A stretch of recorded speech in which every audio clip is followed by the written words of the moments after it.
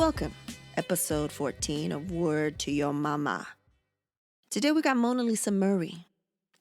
Now, some of you may know her as a DJ on Dub Lab, Motown Mondays, and stuff like that.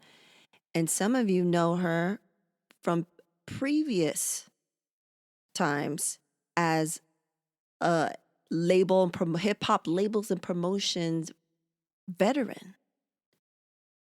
But anyone that knows her as someone that's super crazy knowledgeable of music. That's like facts. That's like from jump.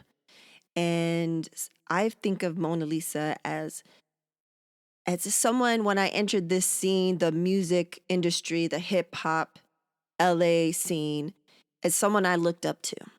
Someone that I saw that was doing the work, had integrity, people respected. And also someone that she hasn't changed. She's someone that is always giving, always learning, always evolving. And even back in those days when I was first starting out, and you hear the story of how I was first introduced to her, and I was like, who is this person? I never felt like she looked down on me or anyone else. Like, I don't think I've never had a sense of any ego from her. She's always grinding. She's just always down for the music, and finding more about her today, discovering more by asking her the questions of like how it all started for her. It makes all the sense in the world. So yeah, Monalisa Murray. Let's get into it. Oh yeah, but before I do that, she mentions what her hype song is. And then she says the name, and I was like, oh, I'm not familiar. But then I she was like, oh, you'll know it. You know it, but you don't know the name of it, the title of it. So I looked it up. I was like, oh, hell yeah. You know, it's a jam. You put that on, everyone starts dancing. And whoever that person was that told her that it's cliche, tripping. So let's get into it. Monalisa Murray. Got it. Well, Monalisa, I just want to say that this is big. When I was thinking about doing this as a podcast, but like I wasn't sure how I was going to do it, I made a list, right? I made a list of all the dope women that I know of. Because at first I thought it was just going to be I was only going to have women on. Like I wasn't sure what the direction of it was going to go. But years ago, and I still have the list, I wrote like all my homegirls, people that I know. And when I wrote the list, you were definitely on the list. And I was just like, and putting like all the fucking different things that we could talk about that pertain to so many of us, right?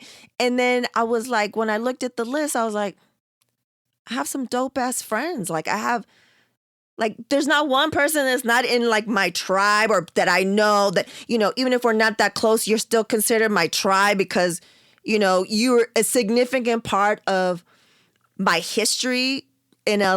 Mm-hmm. I was like, these motherfuckers are dope. Like everyone's dope. And I was like, I'm going to have her on. And I was like, I definitely want to have her on like right in the beginning. So Monalisa Murray, you are here, so you know what you get. That's right, reggae. You get the dance hall.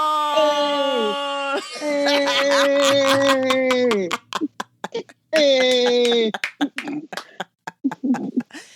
Thank you so much. When I was like trying, you know, like I was telling you before, I was like doing an outline because I just want to have a little bit of structure, but I like to just, you know, wing it. But I have some points I do want to, you know, touch upon. I was like, this is going to be similar to Rachel, when I had Rachel on here, because we could really talk for fucking hours just on your history alone, hours. So we're going to try to condense, try to get to some things. But I wanted to just start off with, I was like, how do you define Monalisa, right? And I was like, well, right now, a lot of people, I don't know what the window is, we'll get into the timeline, know you as a DJ, but you're more than that. Right. I feel like hip hop record label promotions veteran. Is that accurate, Monalisa? That's accurate, yeah. Right? I started out doing street promotion. Yeah, I started hanging, and then I was like, nobody promotes records in the club. I don't see anybody promoting any music in the club. Like, what's new music? Every time I asked the question, I was like, let me try to answer it myself, and I tried to fit myself into that position. So I wanted to hear about new music. So I was like, well, let me find out how to promote new music. But then I was told I had to be an intern, and I was like, all right, so I have to be an intern, I have to be in school, but I'm not in school. And then it everything just happened piece after piece after piece. I ran into somebody who was working at a label and needed an intern. And then I did that for like 5 minutes. And then I ran into somebody else that needed an intern. I mean, I can tell the whole story if you want me to, go through the details. I was hanging out at like the Good Life. I was going to clubs, hanging out at the Good Life. And I ran into Link, DJ Link, who was from Compton, and he worked at Relativity. And he's like, you need to be somebody's intern. And I was like, don't I have to be in school for that? He's like, no, you want to be my intern? I was like, sure. And so then like literally like 5 days into that, we were promoting the Beat Nuts, Common, Fat Joe, a couple other things. And 5 days into that, I go to the Far Side's release party and I run into Kedar. And Kedar's like, every time I come out here, I see you. What do you do? I was like, go to clubs, work at Ticketmaster, nothing. I don't do nothing. And he's like, well, why don't you work at a record label? I said, I never had an opportunity. I said, I'm an intern right now from Relativity, but that took a while. And he was like, well, you can come work for me and I'll pay you. And so I went back to Link. I said, I know I just started, but this is Star and he's offering to pay me. He was like, girl, go get that bread because I can't pay you. So you can get the money, then go. And I was like, cool. So I started working for Kedar and I was doing retail tracking for Freestyle Fellowship and this other group called Dirt Nation that was going, it was signed to Zoo, but it was going through Steve Rifkin's company because they were doing promotions for it too. So in doing the retail tracking for Freestyle Fellowship and then the Dirt Nation stuff, the lady that hired me for that, her name is Victoria Claire. I love her dearly and I haven't talked to her in years, but hopefully maybe she's watching or somebody can tell her. I love her. Anyway, she was like, you know what? She said, there's a position open at Loud Records because the guy that's at Loud, who was Bigga B, wanted to work in the field. She's like, the guy that's there at Loud wants to work in the field. So they want somebody to work in the office doing what you do. He does what you do now, but he wants to go to the stores and do the work. He doesn't want to be stuck in the office. And I was like, okay. So she took me to Loud and I interviewed with Steve and I got hired the same day. And I started that next Monday. So it was a little bit of a journey within the whole year of 93. It started out with me being an intern and ended up with me working at Loud. So I started literally like a month before Enter the Wu-Tang came out. Wow. So yeah. So before we go into even more detail about that, I wanted to kind of go back because I was like, I don't really know this story. Like, you're born and raised in LA? Yeah, I was born in East LA, like the movie. And my whole family, like our whole history and heritage is in the East LA and the Boyle Heights area. From right across from Evergreen Cemetery. All of our families lived on those blocks. There's Michigan Avenue, there's New Jersey Street, there's Saratoga, there's Savannah, like all those streets over there is where my family grew up. And then my grandfather bought a house. He actually had a house built in City Terrace up on top of a hill. And that's where my family moved up there. And that's where all the kids were raised and the grandkids and all of us were raised in that house. But it all started right there across the street from Evergreen Cemetery. So I grew up there, but I ended up getting bussed out to the Valley. So I spent my junior high and high school years out in the Valley. But my elementary school, my younger years, I was schooled in East LA. So born and raised in LA. But you're born and raised in LA. So as a kid, like I'm trying to picture the scene. As a kid, Monalisa as a kid, what were you exposed to musically? What was the root of you being hella into music and the way you are? You retrain. We'll get into that later, but how you retrain so much information about music. You're a fucking encyclopedia of shit. Well, it goes back to my family because with my family, everybody in my family had huge record collections. So my uncle Howard, he's my favorite uncle. Sorry, other uncles. Sorry. You lost. He had a massive record collection, but I found out later is because I had another uncle that passed away when I was 6 months old, and both of their record collections were merged into one. So he had all these records. And so he'd always, let us play downstairs in his room because my uncles had a room downstairs in the house my grandfather built. My uncles lived downstairs, and then my mom was upstairs with my grandparents. And so when we played downstairs in his room, it was like another house downstairs. It was a living room with a little like hallway and a bathroom and a bedroom with two bunks in it. Actually, there was 3 bunks in it. And he'd always say, "Don't go in my room. Don't touch my records. Don't go in my room. Don't touch my records." So of course, what do kids do? We go in the room and touch the records. So my thing was always looking at the album covers. And so I would look through and certain album covers stood out, like the album cover for Judas Priest, British Steel with the razor blades. Yeah. That stood out. The Frank Zappa, weird ass Frank Zappa covers with the cartoons and just the weirdo, like what the hell is this? The what's his name? Captain Beefheart, the trout mask replica with the fish on his face. Like all that stuff stood out to me. Like, what the hell? Like, what is, like, I just thought it was so fascinating because the covers look so fucking strange. I'm like, what is this? So then my grandfather, on the other hand, had all jazz records. So I go through his records. And then when he would play jazz, the difference was when he would play jazz was so busy, I didn't get it because I was used to 1, 2, 3, 4, 5, 6, 7, 8. Yeah. I wasn't used to. I was like, but I don't like this because it doesn't have a beat. Like I can't dance to it. Like I was one of those kids that grew up at like doing gymnastics and dancing. So if I couldn't dance to it, I couldn't relate to it. I was like, okay, that's too busy for me. It's too much going on. I'm not into that. But my Uncle Howard, he had all kind of stuff from, like I said, all the names I named. And then he had like Blue Oyster Cult. He had Jethro Tull. He had, but then he also had Miles Davis. He had Roy Ayers. He had Donald Byrd. He had all kind of stuff. Parliament Funkadelic. And so when in getting into his records, I found out that there was different kinds of jazz, but that goes into more of the stuff. So my other uncle had records. Everybody had records. So I'd always look through their records and look at the covers just to see what was going on in each thing. And I'd always read the covers and read the back and read the lyrics. And I was just into like absorbing all of that stuff. And it just fascinated me all the time. So whenever I go to a relative's house, I'd always look through their records and see what records they had to try to figure out what their taste was. And so there was a couple records in common, but nobody really had the same taste. Like my sister was into like a lot of like Elton John and Fleetwood Mac and Pat Benatar, and she even liked Barry Manilow, which got me into Barry Manilow. And then my other uncle was into like Eddie Money and Van Halen, because he was in a group that used to open for Van Halen when they used to play. They used to be Mammoth, and they used to play at Gazzari. So him and my cousins had a band called the Warriors, and they used to do shows with different people in East LA and around the scene. They used to play at the Paramount on Cesar Chavez, Brooklyn Avenue. Oh yeah. So they were big Van Halen fans. So anything like in that whole era, in that whole Van Halen situation, like anything around that, they absorbed all that music. So he was into like, that stuff, like the classic rock kind of stuff, the Led Zeppelin and all that stuff. And then my mom, she grew up on Motown, and then my aunts, they were into Philly soul. And so it was just all different smorgasbord, but everybody had their own thing that they were into. It wasn't like, it was common, like certain things, of course, were common and everybody was into, but everybody had their specific thing that they liked.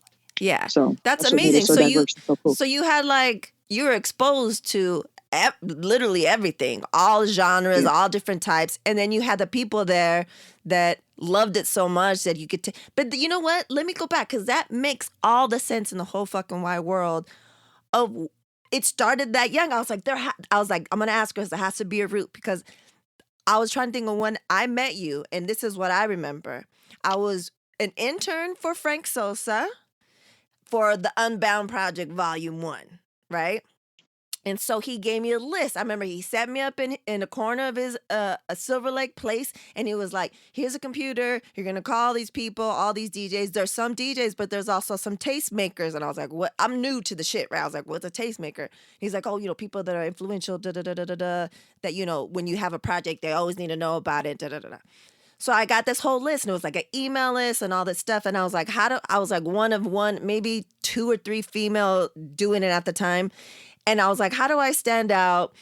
And I remember I would send out the email, and at this time I was still going by my government name, and I would put at the bottom, do you remember this? I put at the bottom like a hip hop question, like something like who was, I don't know what I put, but I put like just a simple question, but like whoever answered, just like for props, like some engagement back in the days. Kids, we did not have Instagram or any social media. So this is my engagement, like trying to engage motherfuckers to like email me back because I was new on the block and like, you know, just to make it fun for people and stuff.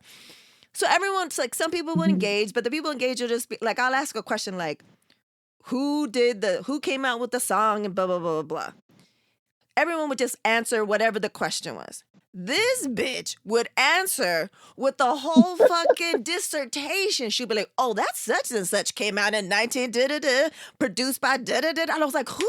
I was like, yo, Frank, who is this? Who is Mona Lisa?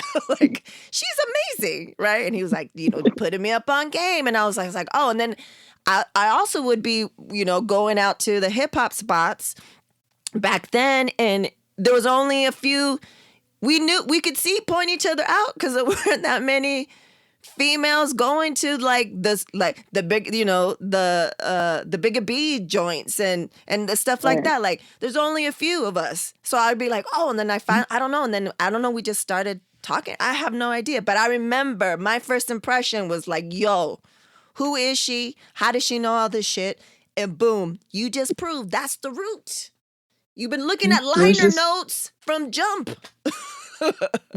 I did a thing with the Beat Junkies school about a year and a half ago where they came to Amoeba and they were looking around, you know, doing digging or whatever. And I told them, I said, one of the most important things you can do as a digger is read the liner notes. Because if you like a song and you like the drums, you can find out who that drummer was and you can find out what else he drummed on. And then you can get that whole collection of that sound that you like. Or if you like a whole album and you want to see who the producer is, then you go find out whatever that producer did and you can go get all his records. But it's just a matter of, you know, following a trail that you know, that hits you, you know, like whatever sound you like, you can chase that sound just by reading the liner notes and educating yourself about where those sounds come from. Exactly. And then you start kind of seeing a trend too. Like, oh, I like this. And then you go to something else and you read the liners like, oh, produced by the same motherfucker. Like, that's why. Because he did it, like you see the similarities and then you start noticing names. And then you, like, since you've been reading him since Jump, you know, like you could most def go on like Questlove Supreme and nerd out with all those fools because they know like extreme shit just like you, like rare shit. Like, was that such and such and such and such? And you're just like, what? How do you know that shit? Like, amazing. And I'm thinking I'm like a music freak, but you're next level. And I feel like that's what's missing now, right? Like, I get irritated when something new comes out online, right? And I'm like, how do I, who produced this? How do I get to that? So I have to look someplace else to try to find the fucking liner notes to something that just came out.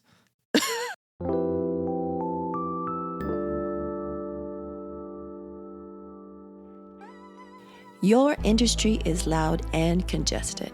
How will you cut through the noise while maintaining brand integrity? Regardless of how talented and creative your core team is, nearly all businesses need some level of support in order to communicate their message. From identity to experiential to digital, let Doyen Sharp help you speak your mind and translate rough thoughts into captivating action. Visit DoyenSharp.com today. That's DoyenSharp.com. Mention WTYM and get 10% off your first project. Doyen Sharp. Cut through.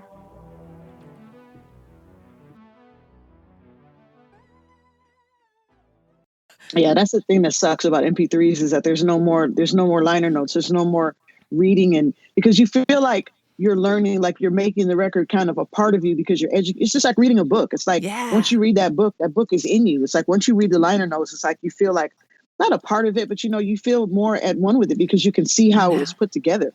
But it's like just listening to it and being like, okay, what am I listening? Like on a sidebar, one of my friends hit me the other day. He said, I have a question for you. And I was like, what? He said, how come music doesn't sound like it used to? And I said, it doesn't hit the same because it's not personal anymore. It's not inside of you anymore. It's coming at you, but it's not in you anymore. Yeah. Like certain things still get in you. Like that's why I love still buying records, because when you buy the record, you can feel it, you can touch it, and you feel like you're connecting with it. But it's like if something's just coming at you, it's like, okay, it sounds good, but it's still not hitting me here. Yeah. It's hitting me here, but it's not hitting me here. And it's because of that disconnect. Yeah, and it's one thing too to hear something on vinyl because you actually literally hear the physicality of like the grooves and everything. So it adds another Right. dimension. And now, with how everything's digitized, everything's coming at you too perfect. It's like too produced, too perfect. And I like when someone's going back to older instruments and older, recording methods, and you're just like, okay, that is like bringing the soul back in. And especially, I mean, this is December 4th. We're heading at the end of a trash year. We're gonna go into another year that we're gonna be stuck inside. Like, how do I feel it? At least let me read the liner notes. That's what I'm saying. Like, Right. Right. don't make me have to search. Like, I'm just like, especially for minimum hip hop shit, because we want to know who produced every single fucking track. Who are the guests? Like, Right. sometimes, like, I also get upset because, you know, like streaming, like, I don't know who was it recently came out, and I was like, there's a guest person on here, but you don't put it on the listed as a guest person. So now I gotta look. I go, I think that's Homegirl, but it's like stuff like that. So not even people are getting enough shine. Like, you have to be a bigger name to even be listed as guest, also Right. such and such, such and such, whatever. But yeah, liner notes, man. Every time I think of liner notes, I think of you. Also, before we go on, I usually like to do questions from the audience later, but this is very significant at this time because you just told us the kind of beginning of your entry into music industry. So that's 1993, right? You said around that time. So Yeah, around 93. Yeah. one question I do have from the audience is, ask her how she felt when Nappy Head's remix came out by the Fugees. And this question is by none other than B+, aka Brian Cross. Well, I was honestly at first, well, that's a remix. So when the Yes. original version came out, I didn't like it. I was like, it was boring to me. The Fugees were boring to me when I first heard them. I was just like, Ooh. I couldn't get into them. But when that remix came out, I liked it until the onslaught of Monalisa, can I get a date on Friday? And then I was like, I hate this song. I hate this song. I still to this day, like, it annoys me. Like, if I hear it without the beginning, I can get into it. But if I hear the hook, it just annoys the hell out of me. But it's just because people wore it out. And I'm like, and I would go on a rant every time somebody would do it. I'd say, listen, because my name is Monalisa, I have done extensive research on the name and the musical history of Monalisa. And there are at least 131 versions of songs that have something to do with Monalisa. Could you please sing something else besides Slick Rick or the Fugees? And some people Right. got creative. They did a little digging and they found the other songs that would sing them to me. And I'm like, you get points for that. Do they So, do Nat yeah. King Cole? The Nat King Cole one? Well, the Nat King Cole is the other one that kind of burns me up. But when people actually know how to know the words, I'm like, okay, you did your homework. I'm impressed. So you know music because you went in, And then there's Mona Lisa's and Mad Hatters by Elton John. There's a Mona Lisa. I forgot the Mona Lisa song by Leon Russell, but there's a Mona Lisa song by Leon Russell. James Brown did a version of Mona Lisa that's amazing. I'll have to hear that one. There's quite a few. Yeah, there's quite a few. But yeah, there's a song called Ramona. My actual government name is Ramona. So there's another song on Motown about Ramona that somebody gave me a 45 of because they're like, well, it's not Mona. I said, it actually is. So, yeah. So, You didn't know, but it's for reals. Yeah, because yeah. I cannot think of you or say your name. And the Supernatural Bear, he knows that song because when we went to, remember a long time ago, he was like, I don't know, 2 or 3. We went to go see you spin downtown somewhere. And he was like, where we going? And I was like, we're going to go see your auntie Mona Lisa. And then I was like singing him the song. So he'd known that since jump. He's like known it since jump. And I'm sure everyone, when they think of you, they think of that. So yeah, I wanted to ask you that early on. Well, Okay, now, see, so if he sang it to me, I'd appreciate it. But everybody else, I'm like, anyone stop. over 8, don't do it. Don't Yeah, do it. exactly. There you go. There you go. Okay, so going back. So now we get the root of your exposure. You're like music university since a kid, born and raised in LA. Now we jump back into into music. You're working for Loud Records. I want to know, as we discussed earlier, and I've discussed in probably in so many future podcasts, being a female a woman, excuse me, a woman of color in the music industry, and then go back down into hip hop life, like rap life. How was that for you then? And then has anything changed in all of these years? Because I think that's an important question too. Back then it was interesting. Well, I'd say this. When I first got to Loud, well, first of all, I met Bigga B at a video shoot, the video shoot for Hot Potato by Freestyle Fellowship. And he was passing out flyers for Unity as usual. And he just kind of blew me off like, oh, yeah, hi, whatever. Here's a flyer for my show. Come to my show. And I'm like, I come to your shows all the time. You don't know my face? And that's when I actually got to talk to him. But I used to see him all the time. I just actually introduced myself to him. I said, I love your parties and I'm coming. He's like, okay, good. I'll see you there. But he was very like busy and in the moment or whatever. I was like, all right. So when I kept seeing him around or whatever, and he knew my face, but he didn't really know me. He just knew me from that introduction. So when I came to the office and Steve was like, yeah, this is the person that's going to replace you. And he was like, it's a girl. Like first he was like, like he was just kind of annoyed that it was a woman. And I was like, okay, this is going to be crazy. But I was like, well, at least we don't have to work side by side. We were doing the same thing. So we had to bounce off of each other, but we weren't sitting at a desk next to each other. That would have been crazy. So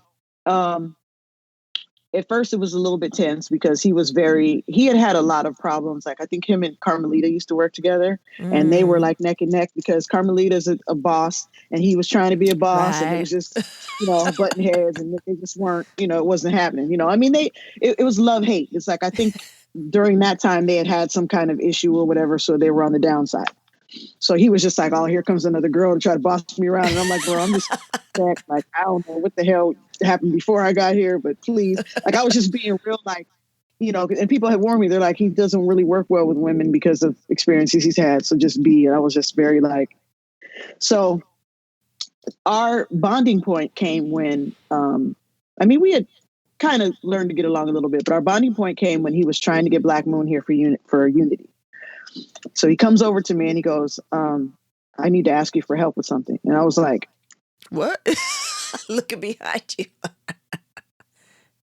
This is weird. Like, comes and he sits me down and he says, so, because he could see like I was really good at doing memos. I was really good at like computer stuff. And, I was just a nerd like that. I was really good at typing letters and doing like fax covers. And like I would do my fax campaigns on paper and fax them out and stuff like that. So he could see that I was doing that. So he's like, there's this group on the East Coast called Black Moon, and they're really dope. I was like, I think we heard at that time, we had heard a couple of their underground demos or whatever. And he's like, and I want to bring them out here for Unity, but I need to write the label a letter. He's like, I'm not really good at writing letters. He's like, so I was wondering if you could help me. I was like, all right, I'll do it. And then I'll show it to you. You tell me if it's what you want to say. And I put the letter together and he was just like, wow, thank you. And I was like, you're welcome. I said, good luck. And walked away like... He sent the letter off and they responded like within the same day and they hooked everything up. So he got, nice. Because of the letter, he got Black Moon to come out here. And because Black Moon came out here, Smith & Wesson came out here. And because Smith & Wesson came out here, OGC came out here, et cetera, et cetera. So they were able to build a foundation on the West Coast because of him wanting to bring them here. And I'm not going to say they have a bigger following here than they do on the East Coast, but they have a pretty huge following here. And I think it's because of all the foundation that he laid down. So shout out to Bigga B again. But that was some of the tension in the beginning. And then working in the office was tough because all the guys got to do all the heavy stuff. And then all the girls, we were kind of like, supposed to stay in, make the phone calls and, do the office work. And then the guys got to go out and fly and travel to the conventions and all that stuff. So I wasn't able to go to the conventions. I mean, I had my relationships with people on the phone, but I wasn't, really like given the freedom. And so me and Search became good friends. I think Fuzzy introduced me to Search and me and him became good friends. And he's like, I like your hustle. I like your street thing. I like whatever. He's like, are you going to Gavin? And I was like, no. He's like, why? I said, because I wasn't offered. He's like, I'll fly you up there. And so as a matter of fact, I actually ended up getting to go to Gavin, but I went in the car and then he met me there and took me around and showed me the people. And he ended up flying me back to LA. He flew one of my friends up there so that I would have somebody to hang out with. And then he flew us back to LA. And so that kind of ruffled some feathers. But oh, okay, you trying to steal my worker? So at the end of the day, I ended up going to work for Search at Wild Pitch at the end of '94. I left Loud and went over there because I felt unappreciated as a woman. There were some incidences where I was accused of being a groupie because I was so familiar with everybody and I was so friendly or whatever. There was like, I braided hair for a living. So I was recruited to braid several hairs in the Wu-Tang camp. And there was rumors being spread about me of course. having something to do with Old Dirty Bastard and have something to do with, and I'm like, can I get method man? Like, why am I getting everybody else? Like, give me method Hook it man. up at I would least. be like, all right, I would, hey, okay. But no, I mean, I was accused of so many different things. And I was just like, I'm just here trying to make a living and trying to make my name in this industry. And this right out the gate, I'm already being accused of stuff. And I was just like, I just was fed up with it. So that was why I left. I mean, I kind of wish I hadn't left, but if I hadn't left, I wouldn't have had all the opportunities I had. So, Right. you know, it happened for a reason. But For Loud was in the sure. very beginning stages. They had just opened their East Coast office in the summer of '94, and Wu-Tang was like skyrocketing. So they were about to blow up. And yeah, I just felt like, you know what, I need to go where I'm appreciated. So Search took me over to Wild Pitch, and I was the female West Coast coordinator. So I was the only person here on the West Coast, but it was all mine.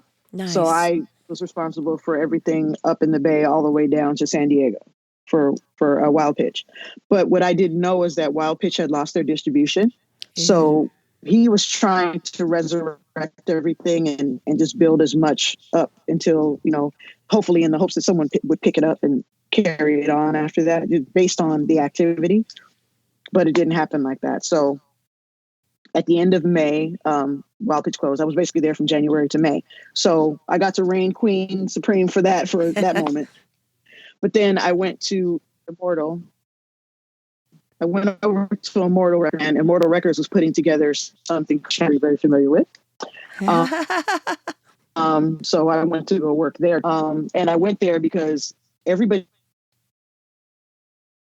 there was that I consider brothers, that people that would consider my opinion, that would not treat me like a girl. They would treat me like a coworker and a peer. And that's exactly what happened.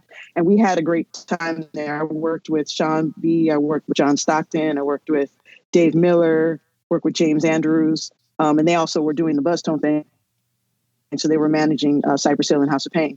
But working on that project was such a wonderful experience because it was organic hip hop, and we got to bounce off each other and have some great ideas. The label didn't put any money into the project, so it didn't really fly. But I mean, all these years later, people that do know about it know that every single artist on there, save maybe like one or two people, ended up blowing up into a bigger entity. Dilated Peoples is a big example of that. Yeah. So, but yeah, that was the one place where I felt like I was treated equally, like as a peer, and not, oh, that's the girl, let's leave her in the kitchen, or let's have her do the little secretarial stuff and whatnot. So then Carmelita hired me to work at Delicious Vinyl, and that was great because, you know, working with her, you know, I felt female wise that, you know, we looked out for each other and that I was, you know, again, I was a peer. But during that time was when my street promotion career started. And again, my whole thing in the beginning was I wanted to, if I couldn't find music myself, I wanted to, you know, to be able to know how to find it. Like I wanted to have some way to get it. So I started reaching out to some East Coast labels to get some promotional work. And so I was I mean, there's no ego in this, but I was the first female, I would say, to do street promotion at that level. There were other people that came along during that time and that came after me, but I think I was the first person doing it at that level. I had my own company. I started my own company after Wild Pitch folded, before I got to Immortal. And I was doing pretty heavy work. I was doing the retail stores. I would put the displays up in the retail stores and, you know, do the servicing there. And then I would go to the clubs and put displays in the clubs and make sure the DJs had all the records from the labels. And I was doing that. I did that for, that was 95. I did that for 10 years. About 10 years, and then I gave it up because after about 10 years it got to be really ruthless. A lot of the guys on the street were wondering how I got the accounts, like, you know, who she's sleeping with, and I'm like, no. Every fucking time. Who is she sleeping with? She must be sleeping with like every single time.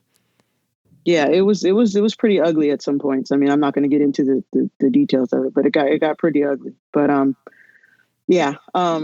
But I was one of the first females to do that. A lot of girls came up after me, and a lot of girls were killing it. So it was good to see like girls stepping up and doing it, and there wasn't too many people that were, using their assets to promote stuff. Most of us were just using our brains and our hands and feet. But, some people put it out there. So that was that. But It yeah. was a shift, right? Like I feel like there was that shift. Like I remember when I first came into the scene, and then I started because I'm not born and raised either from LA. I'm from San Diego. But when I came up here after I graduated and I started interning and then I started working in the music industry, I was just I was living in Long Beach, and I'd drive up and I'd go to the Unities and I'd go to all the stuff. And there was, like I said, it was only a few of us in there, only a few women in there, but it was like we were you could dress and do whatever the fuck you want. But at that time, it was like we were just true, like real hip hop heads there for the music. We weren't trying. I was for me and the other women that I saw, the few that were in there, it was just like I sometimes looked like a dude. I'd have the hoodie and the baggy pants and the, you know what I'm saying? Like, and my hair up and shit. And it was just kind of like, and so I was like, okay, there's only other couple of females here, but I could see that they're like real fans too. And then all of a sudden it was like, I don't know, like early 2000s or something. And then it was like, what the high heels? What? Yeah. What is happening? Yeah. And I purposely dressed down in the early 90s because I wanted to be taken seriously. Like I didn't have Exactly. anything showing or anything. Like, I mean, I had a Exactly. little makeup and nails or whatever, but like, as far as my figure, like I kept that under baggy clothes so I could be like, look, I'm just here to do this work. I'm not here to flirt with you. I'm not here Same. to, get anything Yeah. out of you. I'm just here to do my work and show and prove and go back, So, but it was a trip. It was a real trip. But the best part about it is that I got a lot of respect across the country because I would go to music conventions and I would talk to people and they would just hear me talk and hear good things from people that were out here that saw the work I did. And so I got work from going out there and getting the work. I go, Yeah. like I said, to the conventions and I talk to people and I talk to other people, have lunches with people. There was one time where I did some stuff on the side, nothing illegal, but I ended up going to jail in Mexico over some Oh, drama. shit. And we had to sue Z90 because of the incident. So we got a Z90, San settlement. So I got a Diego. whole bunch of money. So I Nice. got a whole bunch of money. And I was like, ooh, I said, Gavin is in a couple months. I know exactly what I'm going to do. So I took a whole rack of money and went up to Gavin and just bought everybody lunch. Like all the people that I wanted to get accounts from, I was like, here, lunch is on me, dinner's on me. Like I was throwing money around because I was like, I'm going to get these accounts. And so sure enough, me doing that, it got people to pay attention. They're like, okay, she's out there doing it. Even though I didn't get that money from street promotion, I From got me. that money from somewhere else. But I spent the money in the right place and it got the attention. So once like, okay, now that I got your attention, let me talk to you about what I can do and let me show you what I can do. And I got my stuff together and I sent proposals out and I, did everything, but I did Yeah. all the work. I put it together and just to have people accuse me of just, sleeping with people to try to get accounts. And I was like, come on, like y'all know me. Like, why would you say that about me? It was pretty hurtful. Exactly. It was pretty hurtful. So, So for the people, like the music has changed significantly since the times we're talking about right now. But back in those days, there was like a lot of conventions. There was Gavin that was up north. Well, that was in the Bay. Um, and then is CMJ still happening? That's more no, college, but yeah, that was more college, but no, CMJ hasn't been happening in a while. It's been yeah, a like while. there Yeah. was all these different. So Gavin's been gone for a while. Yeah. There was Impact. Impact. There was Jack the Rapper. There was, New York New Music Seminar. New There was How music Can I Be seminar. Down? There was, what else? There was Urban Network. Oh yes. Um, and then I remember Timbisa, shout out to Timbisa. She was at the Gavin and she had this thing in Oakland called Oakland Sessions. I think it was 1996. I think it was either 95 or 96. It was one of those 2 years. But she had Oakland Sessions and it was just a weekend, Friday, Saturday, Sunday convention. And she just put all this stuff together. And it was so fun because it wasn't overrun with people. It was like, Uh, I want to say maybe like a couple hundred people, maybe like, and Small. it was cool because everybody could, they could network a little bit better, and we could, the camaraderie was Yeah, there. Like, there's only a few of us there, so like everybody that went, we all linked up immediately because we already knew each other. So it was like it was easy to maneuver, and then plus we made some new friends, and it was real cool. But that was one of the ones that was smaller, but it was dope. And she put it together herself. that's awesome. And then let's see, Gavin, Impact. And there was BRE too. There's BRE. BRE didn't. I don't think they did it every year, and it didn't last very long. But yeah, all of those were great opportunities to network and to get to know people Because it across was the about country. relationships, right? Because it was Yeah. like, and also what people don't understand is that at this time, with like labels, the bigger labels, they had money. It was the heyday. Like I remember, I flew, I think they flew me out to New York for CMJ, and then like all the people, like I didn't have to pay for shit. Taxi cabs, hotels, like everything was on the card. Boom. And that was like the last or second to last year. And it was over. I was like, oh, I got to feel it, taste it a little bit, Mm, get to But taste these it a were little bit. a Yeah, no. little bit, and then everything started changing. But like going back to your point of, I did the same thing and I dressed the same way because of that. And I've Mm, talked about it too, where people are just like, yo, just be careful. You're a girl, you're a female, you're a woman out here. It's going to be like, they're all going to think certain things. So, like, don't give them any reason. Like, it sucks that we had to do that. But, like, I was like, and even like, I've said it before, like, even dating, he's my husband now. But back then, like, a group of people didn't know, because I was like, man, if they know, it's going to even run even wilder. People are going to be like, oh, she got this because of this and this. And I was like, told them, I was like, put them to the side. And I was like, I don't want anyone to know that we're dating. So people were introducing us, and I'll be like, oh, hi, nice to meet you. But we've been dating, because I was like, I don't want none of the smoke. I don't want no one to think that.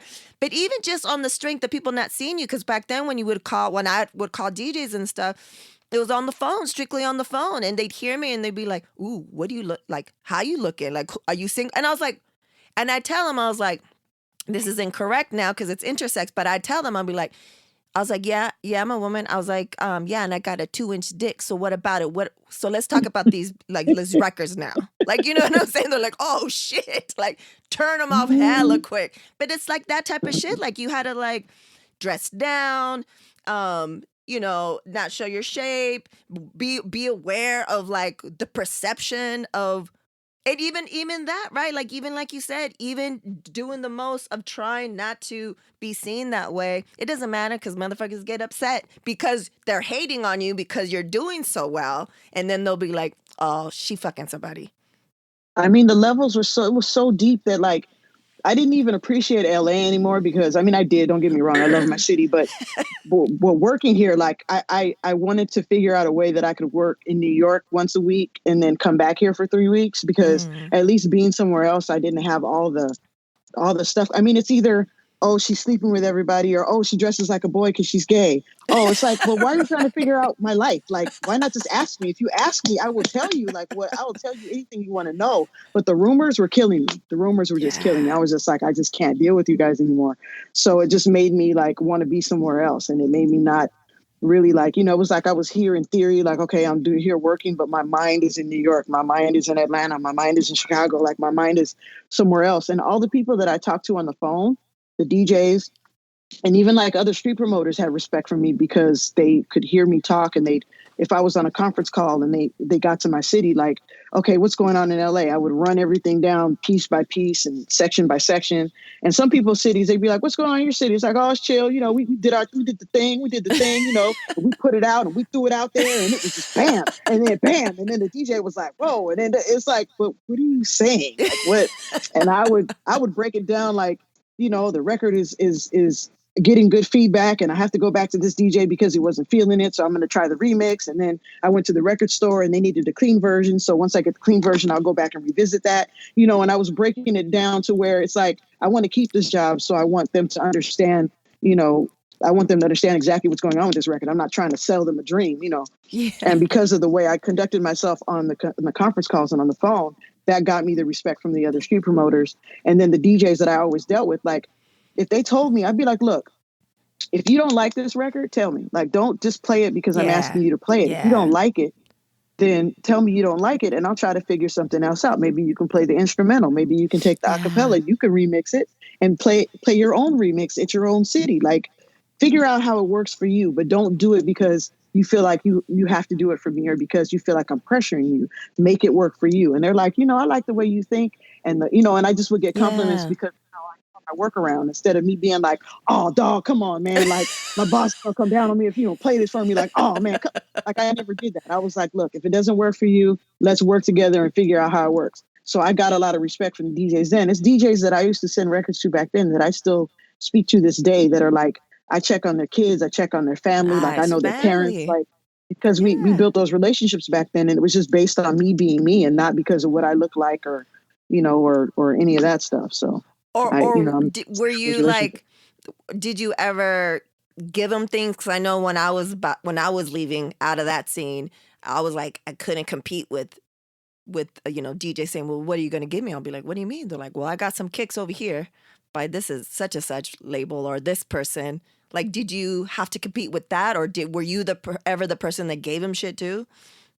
No, I usually, because the labels I dealt with, most of the labels I dealt with didn't have that kind of leverage, and if they did, there was somebody else doing that. Like when I was at Loud, I didn't deal with the DJs that were on that level that were like, well, what can you do for me? Those are the people that were dealing with the mix show DJs, and I was just dealing with the club DJs. Like the club DJs, we didn't Yeah. need to pay nobody in the club. It wasn't that serious.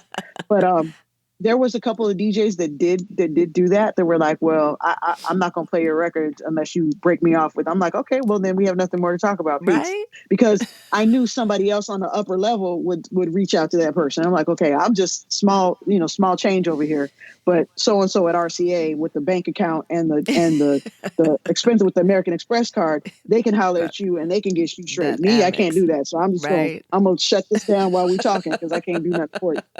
And that was it. But I've never had to do that. So being in the music industry for so long, it's since Jump, because I know how long, because you're known as a DJ now. How long were you spinning since back in the days, but you didn't spin in public, or how did that evolution go down? Excuse Okay, me. so that started way back in 1991. 1991, I used to, like I said, I used to hang out in the clubs all the time. And I met Vicious Lee. And Vicious Lee was a mobile DJ. He still is to this day. Shout out to Vicious Lee.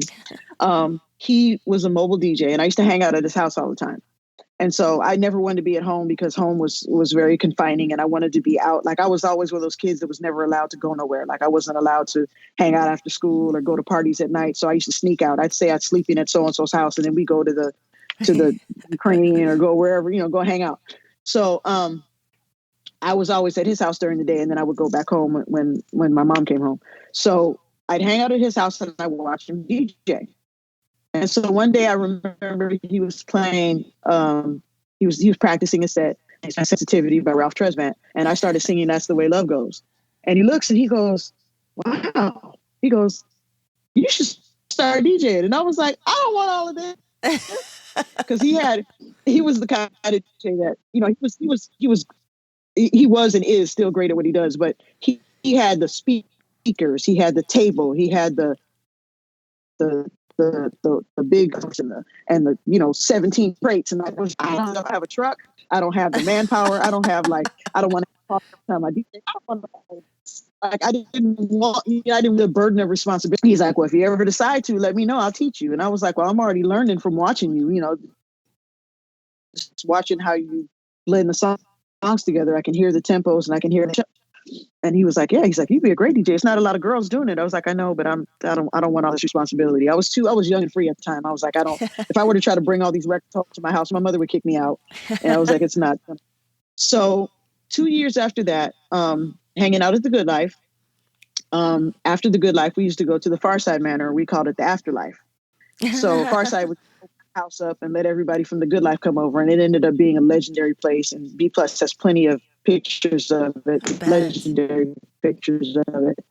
But yeah, so one night after the Afterlife, everybody left and Mark Love was kind of playing around on the turntables. And I walked over and I said, I watched Vicious do this at his house a whole bunch of times, but I never asked him, like, how does it work? Like, how does it work? And he's like, well, you have 1 to 8 count and you usually drop it on the 1 and then you can scratch. And he showed me how to scratch phrases and So I was doing cutting back and forth with Chi Ali's Lemonade, Funky Lemonade. And I was doing Lemonade was a popular drink and it still is. And I kept going back and forth with Lemonade was a popular drink and it still is. And I remember somebody from the far side yelling on the stairs like, "Hey, yo, I know lemonade is a popular drink and it still is, but play something else." He started cracking up. But yeah, so we went into some I think we did Dwick after that and a couple other records, but that was how I learned how to blend two records together and how to, how to count and everything like that. I mean, Vicious had taught me a lot too, but I didn't do the hands-on. I did a little bit of hands-on, but it wasn't that serious. Like I was really intrigued by what Mark was doing, but it was still, again, like, okay, well, that was cool.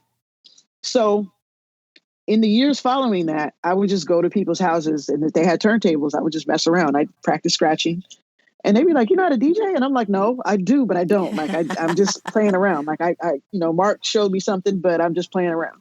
So here and there, but every time I did it, people would say, "Wow, you should DJ," and I'm like, "No, I don't want all this. I don't want all these records. I don't want all this stuff. I can't have it in my house. I'm not going to do it." It was just mostly like I was intimidated by coming home and saying, "Mom, I'm going to start DJing and I'm going to be bringing all this stuff in the house," and her saying no. So I was like, "No." So I remember that once I moved out of my mom's house and I moved to, I moved to a couple places, but I lived in LA and I lived on Adams and La Brea, and Truly Odd and DJ Jam had a house up the street. There was like 6 of them that lived in the house. I can't remember who else lived in there, but it was like 5 or 6 people that lived in the house.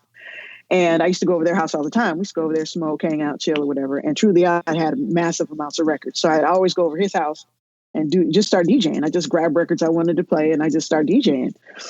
And after I think the 3rd or 4th time, people were like, "Yeah, you should DJ." And I was like, "I don't have enough space." Like it was always an excuse that I would make up, like, "I don't have enough space. I don't want all this stuff. I don't want to haul all these records around."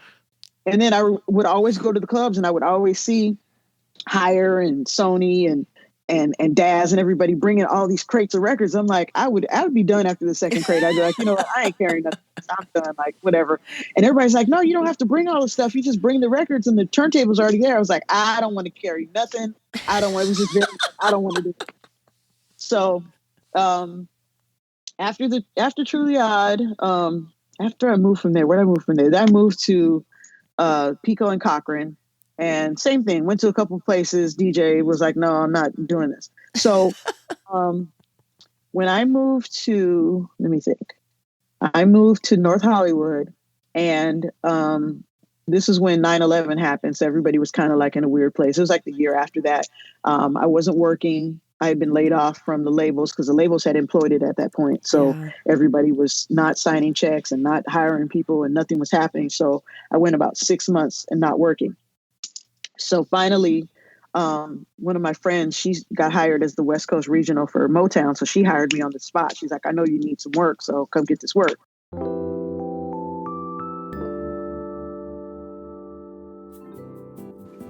Hi, my name is Lilian Rivera, and I am an author. And my latest young adult novel is coming out September 15th. It's called Never Look Back. It's a retelling of the Greek myth Orpheus and Eurydice set in New York with Afro-Latino protagonists, characters.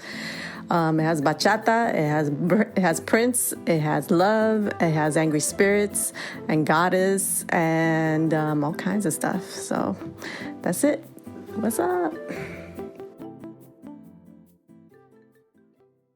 And I was like, "Yay." And then Bill Evans hired me at Def Jam to do marketing for Dub C. So I had 2 checks. So I was like, "Woo, nice. 2 checks is better than none." And it was like literally like 2 days before my birthday.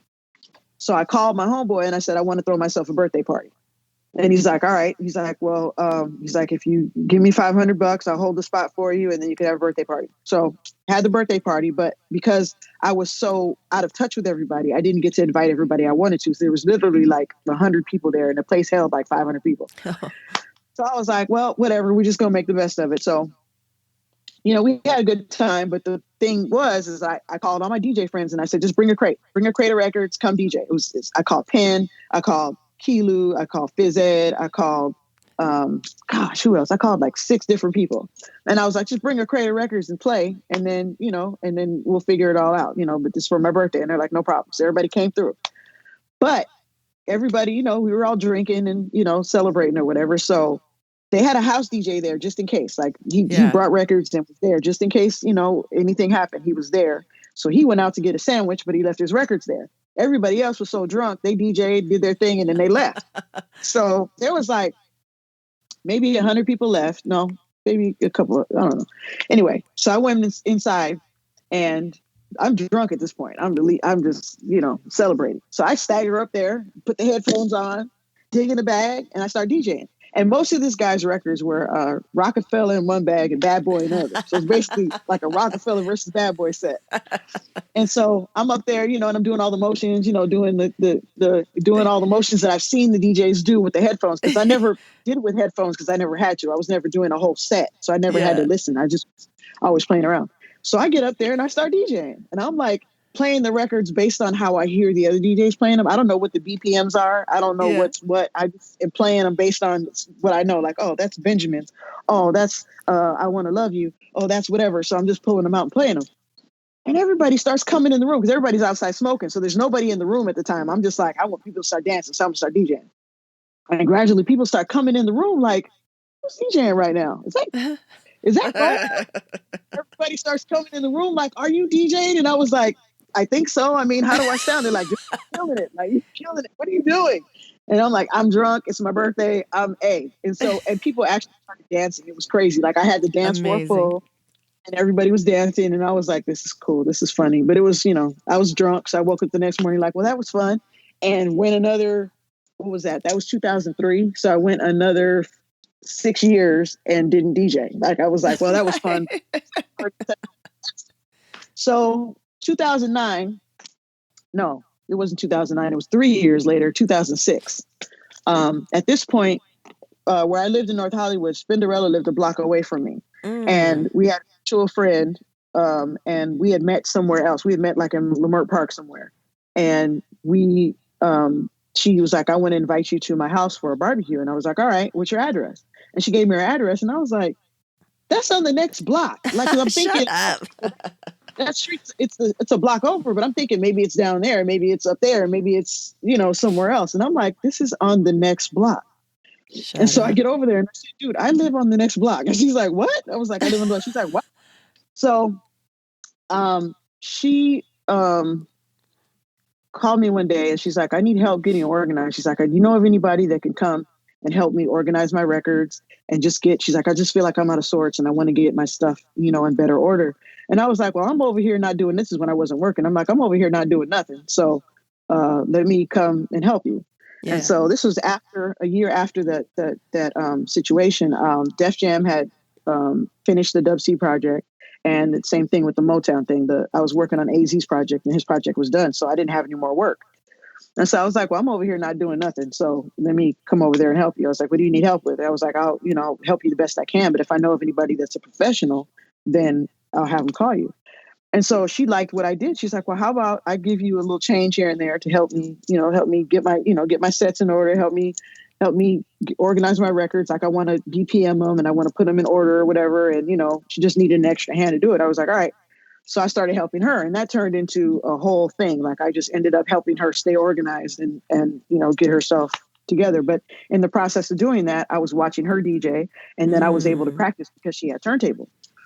So one day, it was about 2006. Pete Rock had come to town and they had grown up together. So he was over there playing PlayStation on her TV and she was cooking dinner. And I was like, well, I'm sitting here bored. I ain't got nothing to do. So let me go DJ. So I started DJing and he's bobbing his head while he's playing the game. And I'm sitting there like, oh, wow. That's amazing. Wow. I'm like, okay. So I'm like, let me just keep playing records, And, so after he just kept turning around and looking, he'd be like, hey, yeah, that's my jam or whatever. I'm sitting there like, oh, this is crazy. So after the third time he turned around, he was like, yo, he paused the game. He turned and looked at me. He said, yo, do you DJ? And I was like, and I didn't know how to answer that. I was like, no. And he's like, you should DJ because you playing all the right, you killing it right now. You playing all the right shit. And he turned around and kept playing the game. And I'm like, and I look over in the kitchen at Spinderella and she's like, hey, hello. And I was like, okay. And I'm like, let me think about this. And so I went home and I thought about it. I said, I said, so if I really take this seriously and start DJing, and so I asked her, I said, what do you think? She's like, well, she's like, it's not a lot of girls doing it. She's like, music, Yeah. and you got everything that you need to do it. You just got to do it. She's like, I got turntables here if you want to use them, and so the next thing I did was I called the beat junkies. I called Rhett first. I said, Rhett, I think I want to start DJing, and he was like, go for it. He's like, what do you need? You need lessons? You need he's like, well, I think you know how to DJ, but what do you need? Like, let us know what you need. Like, I got you. Like, I know. And I asked Babs, and Babs said the same thing. Babs is like, you know the music, you got the records, just do it. Like, what do you need? Like, whatever you need. If you need anything, we're here to support you. But yeah, do it. And I was like, all right, I got the blessing from the masters. So I started doing it. So I got turntables. And people started giving me stuff, gave me turntables, gave me needles, gave me anything, like offered lessons. And I was like, lessons, I'm going to try to teach myself based on what I already know. Yeah. And then go from there. So I BPM'd all my records, and everybody's like, you don't need to BPM your records. You just need to, I was like, no, because if I don't BPM my records, I won't know the speed. And that won't, so that's how it really started. In 2006 is when I got the epiphany, like, all right, let me do it, based on Pete Rock. And then the other thing was, me and Dusk used to have intense conversations about music. We used to talk about stuff from other countries. We used to talk about like random ass, like we used to talk about yacht rock, like yacht rock, love it. Ambrosia and Styx and all kind of stuff. We used to talk about Billy Colon and I can't even remember anybody's name right now, but yeah, we used to talk about Fania, Hector Lavoe, like he would Cuban always music. Yeah, for sure. Yes, Hector Lavoe. And we used to talk about Joe Bataan. That's what I was trying to think of. Joe Bataan, Willie Bobo. We used to talk about Sergio Mendes. We used to talk about Quincy Jones. We used to talk about everything, like all kind of like weirdo stuff that people weren't into. Like, I mean, he's one of the people I could talk to about Frank Zappa, because I was into Frank Zappa because of my uncle, and everybody else thought he was a weirdo. So I'm like, at least me and Dusk can talk about him.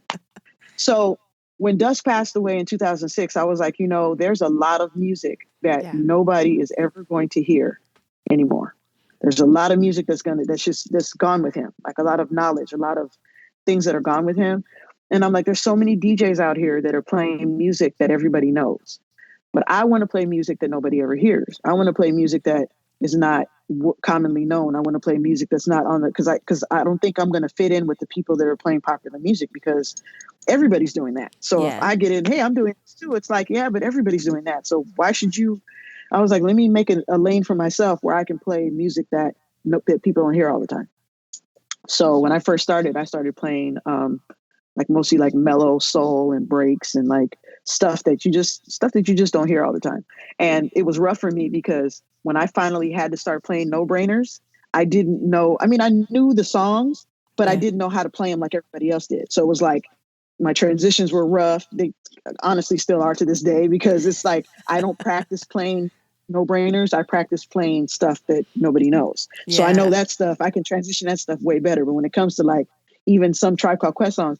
And the crazy thing was, when Spinderella, she got a new computer when Serato started, I didn't want to use Serato. I wanted to play records. But I started getting hired for stuff that required me to use Serato because it was newer stuff. Like sometimes I had to play Rihanna and stuff like that. And I was like, well, that stuff's not on vinyl. So and this is just me, warming up for people, just playing like the first hour of a set until somebody else came. So I had to have diverse sets or whatever. But she ended up selling me her computer. And there was a lot of stuff missing in her computer that I had to fill in. So like, I liked it because it had all the stuff that I wanted to play.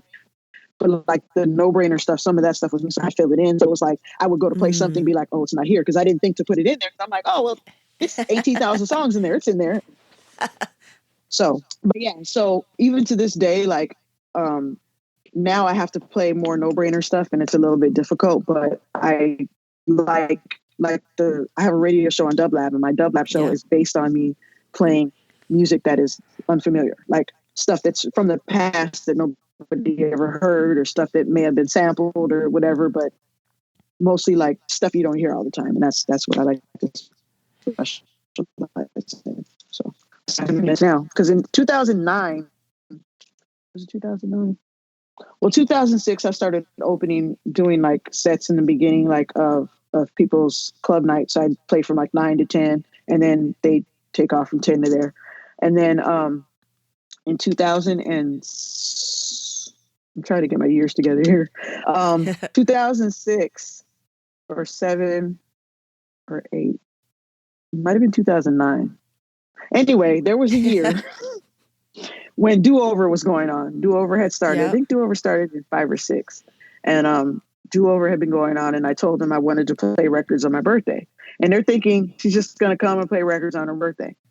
And I came and I did. That was my first set outdoors outside of my house. That was like a daytime actual gig, because the other ones were just low key, sneak in sets or whatever. So when I did the Do-Over, that was like my debut, because people started reacting to that. And I remember the Peanut Butter Wolf was like standing next to me, watching me play, like amazed, because he'd never seen me DJ before. And I was like, okay, he's staring at me. This is crazy. He's like somebody I look up to. He's looking at me. And then Dame Funk showed up, and then he started looking, and I was like, oh, wow, this is crazy. And then Jay Rawls was after me in the lineup. And my birthday was the next day. And I was like, well, this is kind of my birthday set. And he's like, he loved what I was playing. And so it was time for me. I was only supposed to play for an hour. And I got to the end of my crate. And he's like, no, keep going. He's like, you're killing it. Keep going. I was like, just keep going. So I had to work backwards in the set. And, if you're DJing and you go through your set, you feel like I played everything. So I had to go backwards. And the BPMs, everything was BPM, because I was trying to stay in order. So I had to go backwards in there. But I played another half hour, and it all worked out great. But that was crazy to have Peanut Butter Wolf, Dame Funk, and Jay Rawls watching me DJ and me. And then Rhett showed up. Rhett was just like, yep. You're doing it. That's amazing. And I actually made a note to even that you just did it on your own. Mention Dusk. Today's the 4th. His birthday was 2 days ago.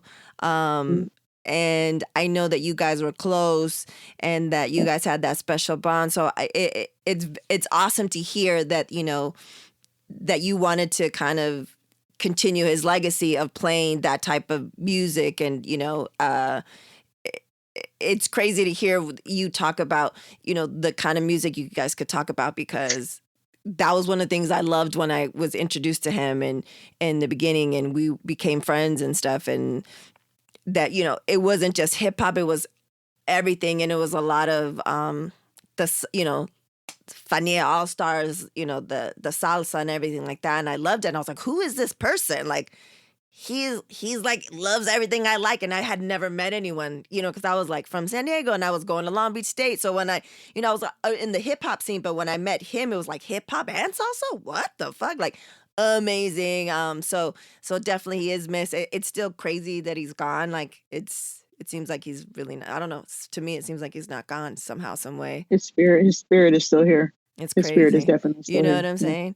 But speaking of, like, I remember, you're right about that timeline, because I remember I was working at House of Blues concerts down the street from Amoeba. So I'd see you started working there, and then you started DJing, and I was like, yo, I was getting rid of some records, and I was like, give them to Monalisa. Like, I got doubles of all this shit. Like, give them, like, she may or may not use them, but boom. And I was like, that was natural. It wasn't like, yo, what the fuck? She's DJing? No, it was like, of course. It's the natural progression. Like, just like everyone else, it made all the sense, whether they knew you or not. It was like, okay, yeah, for sure, Yeah. And then I had left there. But one of the questions, let's go to the questions from our audience. We have, ask her what was the moment or the actual gig that you feel you got your respect as a DJ, and that's from Redmatic. Was it at the Do-Over? Was it at that one you just told us, or when was it? Well, I think there's a few times. There's a few. I can't say that there's one, because there's levels. So after the Do-Over, the first gig I did after that was Firecracker. And Firecracker, if you know me, every Friday, every first Friday, I was at Firecracker. You know me. Every first, I was at Firecracker without fail. Was Firecracker the first and the third? I can't even remember anymore. It's sad, because I was at Firecracker every time there was a Firecracker. I was there, because Firecracker was the quintessential place, because you could hear any song in the world at Firecracker. Yeah. From AC Alone to Christopher Cross. You could hear anything. You might hear Metallica one night. I don't know. But I mean, I heard punk there. I heard soul there. I heard oldies there. I heard everything there. So like, that was my favorite place. So anyway, gushing about Firecracker. Shout outs to Firecracker. Shout out to Daryl and Lisa. So when I got booked to play Firecracker, I was like, oh, I get to play at my favorite place. Oh, this Amazing. so that was, I think that was one of my favorites. I don't want to say it's my number one favorite because I've had a lot of beautiful moments after that, but that was special to me. I will say that because everybody that I love showed up to support me. Everybody that was my friend, everybody that was my road dog, everybody that was my anything in life showed up and was Day there to ones. support. And they were standing there waiting, like 11:55, standing by turntables, like, oh, she's about to. And none of them had ever heard me play before. Oh. They were all like, she is about to kill it. Like, she about to kill it. Like, they were waiting, like, oh, this is going to be fantastic. She's going to kill it. And I was like, you guys already, like, how do you know, like, and I'm not thinking friendships and fake, I'm not thinking, I'm thinking, why are you guys so enthusiastic? Like, you haven't even heard me play. They're like, we don't need to hear you play. We know what's about to happen. We know. And I was like, okay, but, and I'm thinking my skills aren't, my blends or whatever. My skills aren't. They're like, dude, but it's going to be you. It's going to be you playing the songs you love, the songs we love. Just go. And Rhett was there, and J Logic was there, and Jedi was there, and Doll One was there. And gosh, everybody, it was amazing. And yeah, I put my set together because I didn't know how Serato worked. I didn't know it that well at the time. So I put the songs in order in Serato, and then I had a little piece of paper there so I knew what order to play the songs in. I was like super nervous, but it went over great and everybody loved it. I still have the pictures from it. And I look at them from time to time and I just crack up like, wow, this is great. What year was that? Yeah, that was, do you remember? That was 2009. That was the 2009. beginning of 2009. Yeah. And then right after that, I played Boombox. And I played Boombox later that year. But yeah, the beginning of 2009 is when I did Firecracker. Assad booked me for Soul Slam. He asked me if I would do the opening set at Soul Slam. And that's the Prince of Michael Jackson party that happens every year. So that to me was my first official feeling like I made it kind of gig because I was opening for DJ Spinna. Yeah. And I'm like, that was like an honor in itself. Shout out to DJ Spinna.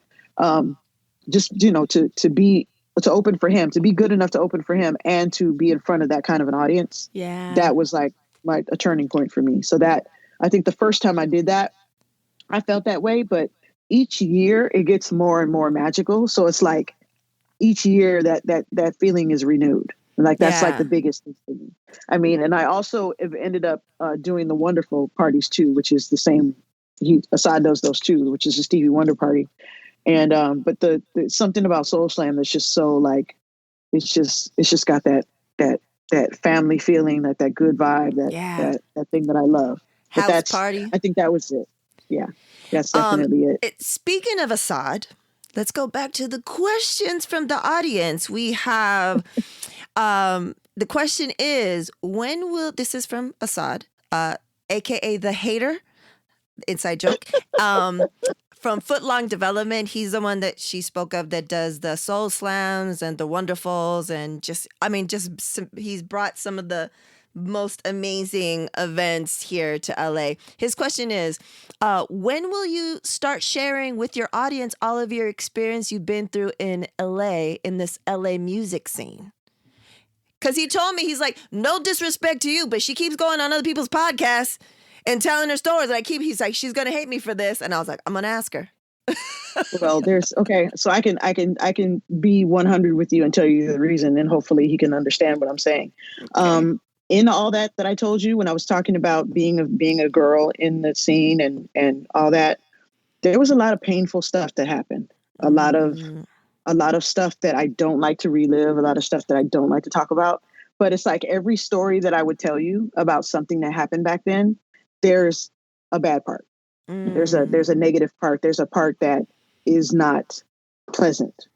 So like for you to ask me, it's easy for me to tell you, but for me to say it myself, for me to say, oh, let me tell you guys a story about, it's not the same. It hits different. It feels different, and it comes out different. So that makes sense. I would rather use my space to talk about music that nobody's heard before, to educate people and tell them about stuff like that, as opposed to try to talk about something that I'm not comfortable talking about. That I mean, there's makes some stories I can sense. tell that with a smile on my face. I can say, oh, there's time we were at Unity and I jumped up and Red Man was in front of me and then I got passed over the crowd and dropped on the floor. I could talk about that.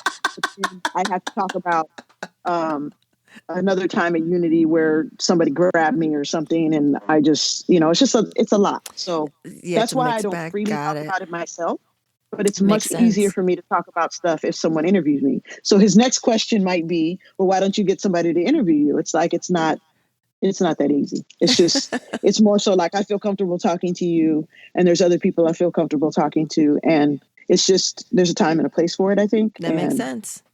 That That's makes what it sense. is. There it is, Assad. There it I hope is. to have inside. He's not going to be happy, but it's fine. That's just what it is. Okay, when the last question from the questions of the audience is there a particular mix that works in your head, but you haven't been able to make it happen the same way in real life? If so, why do you think that is, and what are the records? And this is by your friend, Raka. Shout out to Raka. A particular mix is in two particular songs, or is there? Okay. I Well, don't know. He just I says it I would doesn't work say works in your head, but doesn't work in real life, I guess. no. I would say every time that happens, like there'll be something that'll pop up in my head, and I'll think about it, and I'll put it in my computer, and I'll put like a experiment. I have an experiment folder, and I'll throw the two songs in the experiment folder so I don't forget them, and then later on I'll try it, and it usually works 99.9% of the time. I can't think of a time where it hasn't worked. But sometimes it's very strange. It'll be like, okay, I'm trying to mix these two songs together. Like there's one where it's the theme for The White Shadow and Boogie on Reggae Woman. Like I'm trying to mix those two together and it works, but it doesn't. But it's like there's certain parts that work beautifully and certain parts that don't because they're similar, but they're not. So it's like it's all experimental. I would say it's just experiment. So sometimes I experiment with stuff and it works, and sometimes I experiment with it and it doesn't. So it just depends. But there's never been a fail. If that's the question, there's never been a fail where there's been a mix that didn't work that I was kept trying to do. It's like once it doesn't work, I just forget about it. Okay, nice. All right. I totally appreciate the time. I know you, I only have you for a little bit. I kind of already went over, but do you have time for the not so rapid fire questions, the AKA slow as hell questions? Yes. Yes, I do. Okay. I'm scared, but I'm ready. The first one is it's super simple. 3 words to describe yourself.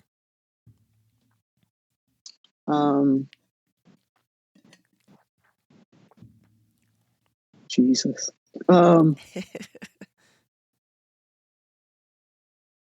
Blessed. Mm-hmm.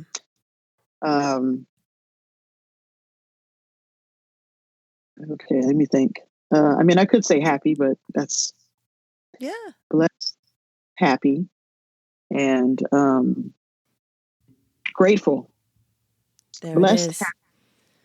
Love it. Love it. Okay. Number 2. What's the best piece of advice you've ever received? From my grandfather. Learn to give to people without expecting anything in return, and be grateful for everything that you have. Love it. Wise words of wisdom. That's real. And a lot of people forget that shit. A lot of people forget that shit. Especially, I mean,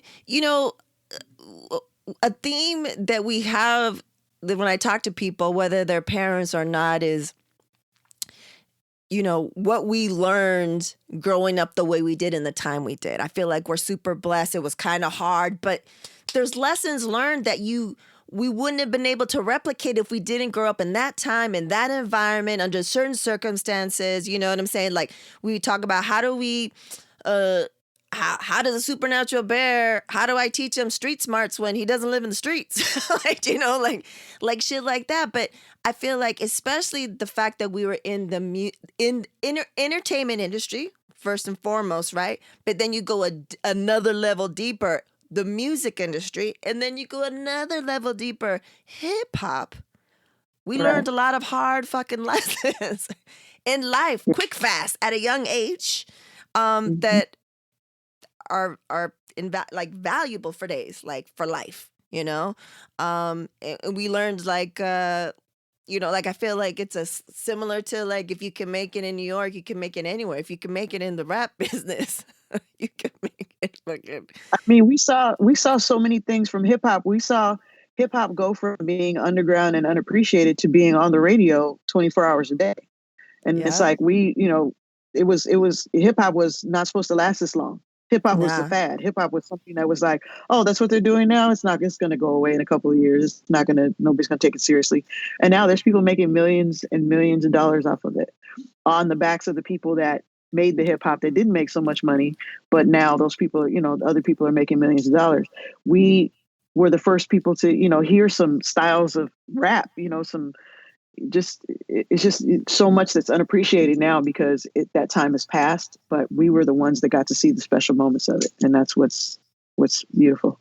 Yeah, no one can ever take that away from us. I always think like we're so lucky. Like we didn't have the computers, but we had the computers. We didn't have the cell phones. We had the cell phones. We got to be there, whether we were hella young or whatever. When when hip hop started, and just seeing the evolution, of it all. It's a beautiful thing, and I can talk to I've mentioned this before on here too. I could talk to my 20-something-year-old godson about the same genre of music. Like we don't have that gap, that disconnect of like, well, my music is different from your music. It's a little bit different, but it's based in hip hop. Like you love some shit that started, like we saw the beginnings of it. So I feel like we lived through some tough shit, but I feel like we're super fortunate for it.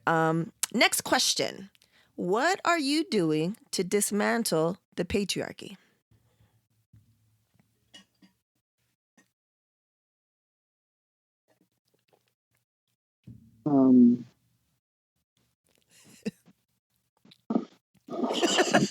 Every time.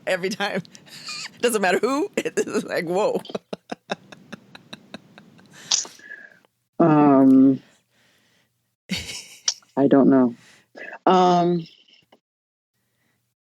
I think, Mona, for you do it by everything you told us, everything that you've been doing since Jump. You live by example. You've been doing to dismantle the patriarchy. You know what I'm saying? Like being the first, doing these different types of roles. You know what I'm saying? Like showing you sound like you come from a big family, showing anyone in your family, young or old, what is possible, being the first, being one of the few. I think it's basically what you just said, but no, I try to be the best person that I can be. The best woman, but the best person. Just because I feel like everybody would be under so much less pressure if they just try to do their best instead of trying to be better than everybody else or trying to be the best.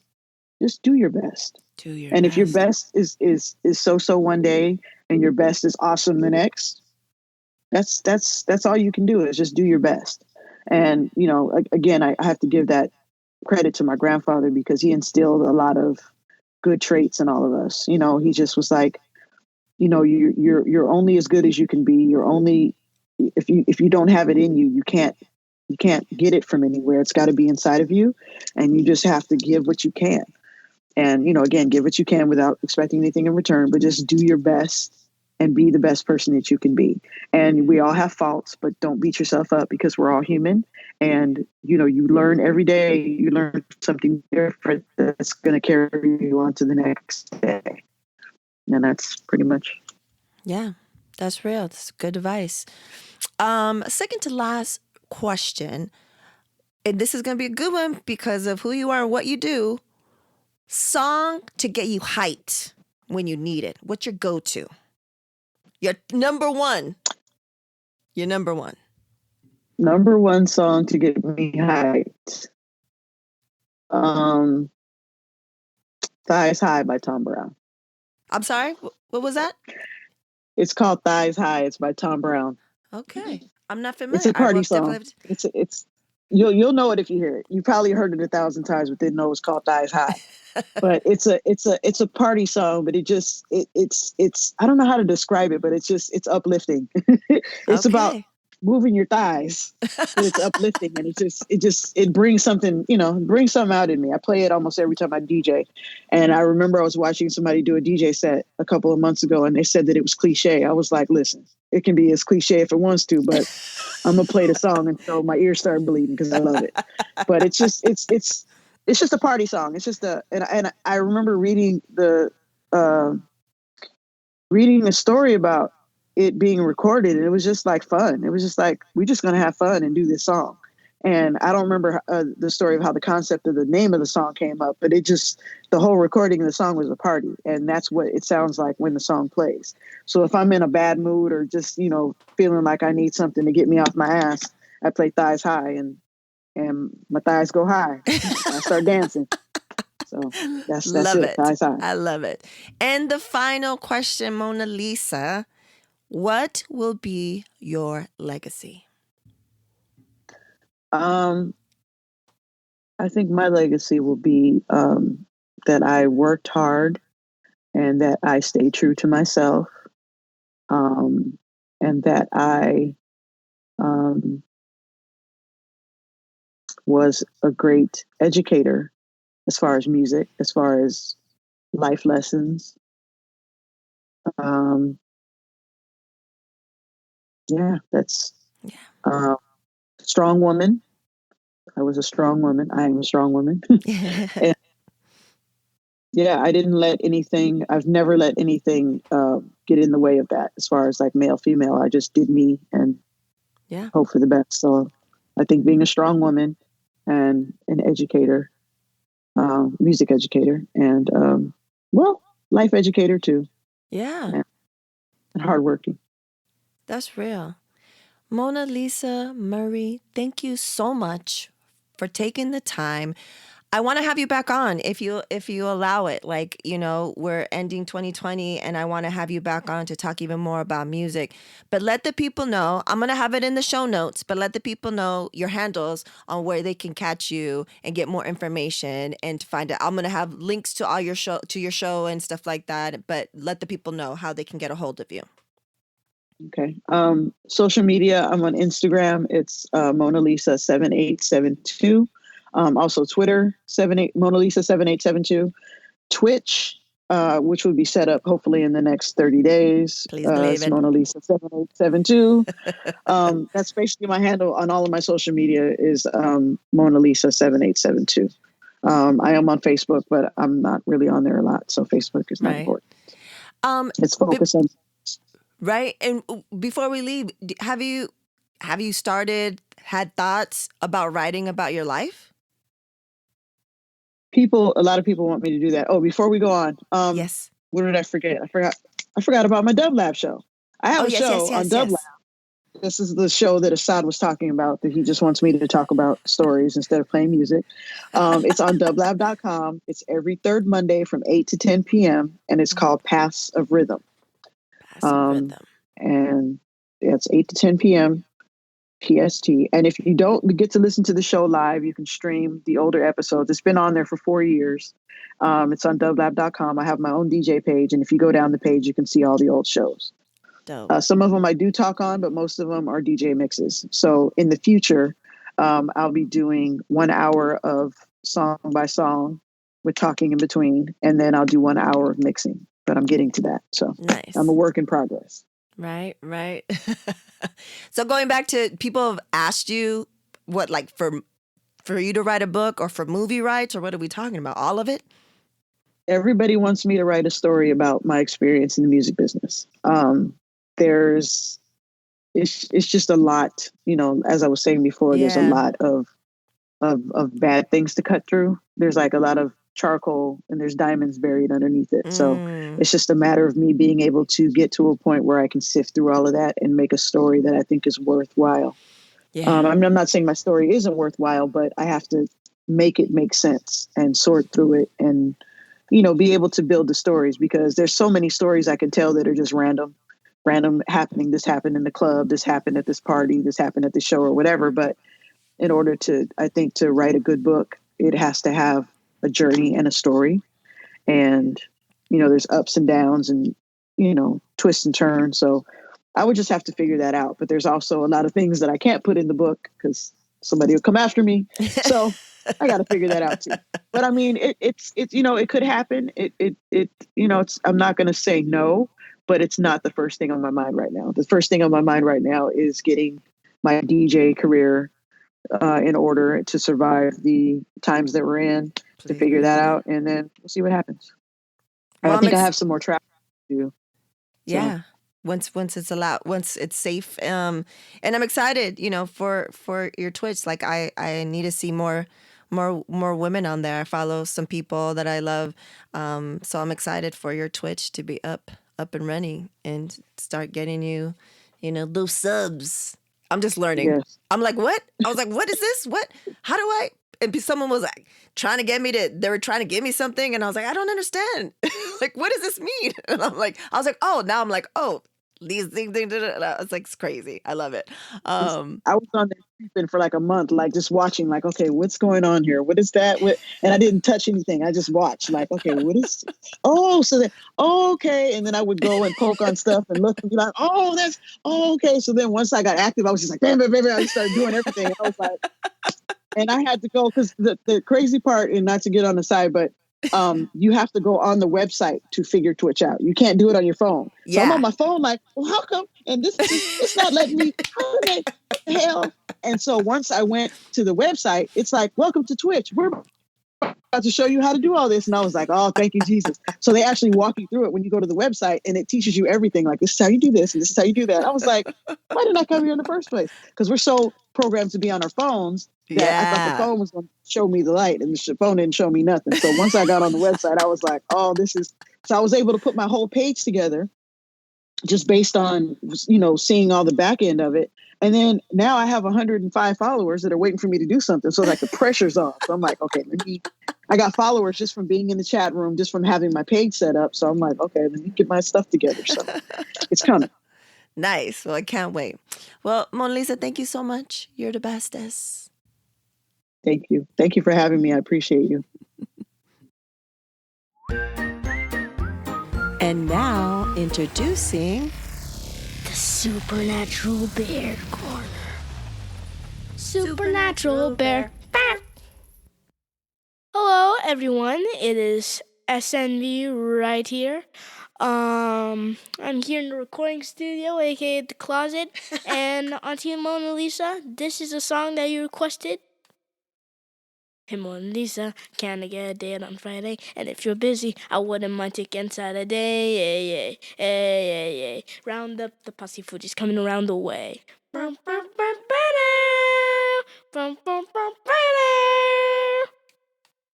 pretty much it. I'm also here to say some stuff.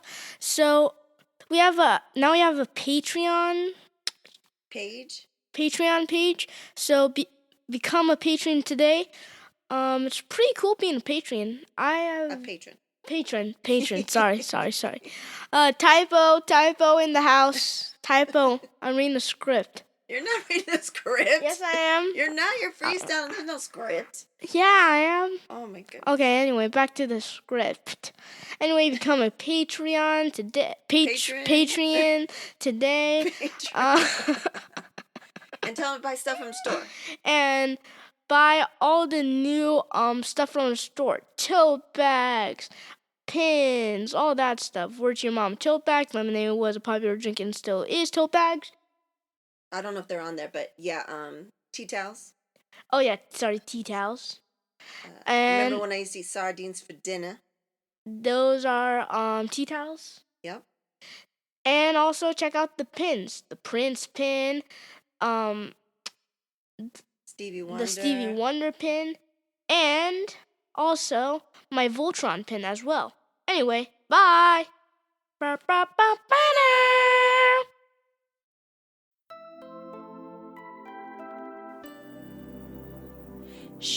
Shoo-be-doo.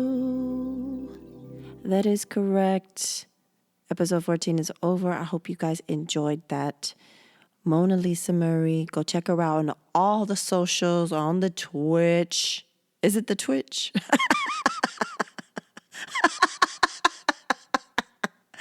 Woo! Sound a little old right there. On the Twitch. On Twitch. On WTYM.com. And when shit's safe again, sweat it up at Motown Mondays and wherever else she's spinning. But yeah, man, good one. And Supernatural Bear, I mean, next level. Believe me, there's no script. That's freestyle, and he just likes to harass his mama, as you can see the past couple episodes. But yeah, thank you so much. Hope you guys are out there doing whatever you can to flip these 2 Senate seats. And anything else we need to do in Georgia to make proper shit happen, proper change happen.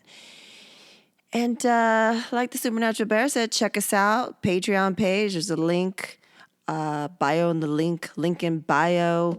And you can donate directly. You could also leave reviews, spread the word, all that good stuff. So let's see. I'm thinking we might take a week break for the holiday and then relatives to end out the year. And then the bonus with the Supernatural Bear and I think that's better, maybe. Bring in the new year, get that new year energy, see what's going down. But thanks again. I really appreciate all the support. Been doing it since September 10th, and it's been nothing but love, and I love doing this. So if you want to continue to support diverse voices, let's do it. Thanks. We reap. Word to Your Mama is owned and produced by Rich P. Intro beat produced by none other than Nico Beats. And Word to Your Mama is always brought to you by RichieP.com, DorianSharp.com, and PanoplyBPO.com.